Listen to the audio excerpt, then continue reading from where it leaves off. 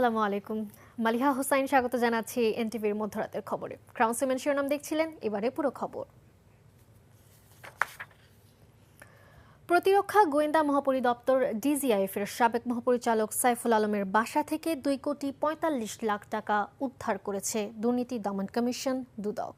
গত 27 ফেব্রুয়ারি দুদকের নেতৃত্বে একটি বিশেষ টিম অভিযান চালিয়ে তার ক্যান্টনমেন্টের বাসা থেকে ওই টাকা উদ্ধার করে। রোববার বিকেলে দুদকের প্রধান কার্যালয়ে এই তথ্য জানান সংস্থাটির মহাপরিচালক মোহাম্মদ আক্তার হোসেন। বলেন, গোপন সংবাদের ভিত্তিতে সাইফুল আলমের ক্যান্টনমেন্টের বাসার অভিযান পরিচালনা করা হয়। অভিযানে যৌথ বাহিনীর উপস্থিতিতে ওই টাকা জব্দ করা হয়। সেই টাকা আদালতে দাখিল করা হবে বলেও জানান তিনি।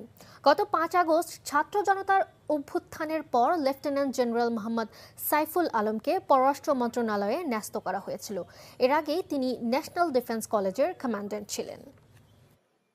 গোপন সংবাদের ভিত্তিতে একটি অভিযান পরিচালনা করা হয়।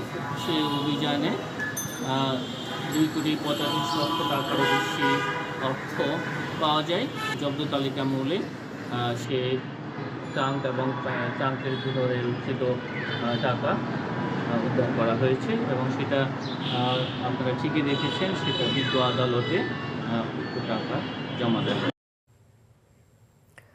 প্রত্যাশিত দেশ গড়ে তুলতে দেশের ওলামা মাশায়েখদেরকে ঐক্যবদ্ধ হওয়ার আহ্বান জানিয়েছেন বিএনপির ভারপ্রাপ্ত চেয়ারম্যান তারেক রহমান।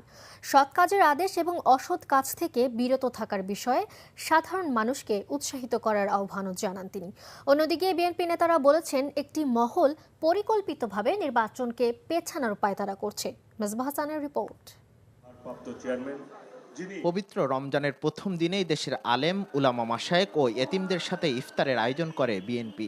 রমজান আপনাদের জন্য শুভ হোক। রাজধানীর লেডিস ক্লাবে আয়োজিত ইফতার মাহফিলে লন্ডন থেকে অনলাইনে যুক্ত হয়ে দলের ভারপ্রাপ্ত চেয়ারম্যান তারেক রহমান বলেন, সুন্দর সমাজ গড়তে এগিয়ে আসতে হবে ওলামা মাশায়েখদের। সৎ কাজের জন্য উৎসাহ দেওয়া এবং অসৎ কাজে নিরুৎসাহিত করা। আমাদের যে প্রত্যাশিত সমাজ, আমাদের যে প্রত্যাশিত দেশ, এরকম একটি সমাজ এবং দেশ ধীরে ধীরে পর্যায়ক্রমিকভাবে গড়ে তুলতে সক্ষম হব। আমরা চিন্তা করে দেখতে পারি কিনা, আমরা আলোচনা করে দেখতে পারি কিনা যে বাংলাদেশের মানুষ সারা বিশ্বের মানুষের সাথে একই দিনে আমরা একসাথে রোজা এবং ঈদ পালন করতে পারি কিনা। ইফতার মাহফিলে বিএনপি নেতারা বলেন, জাতির মধ্যে বিভেদ তৈরির চেষ্টা করছে একটি মহল।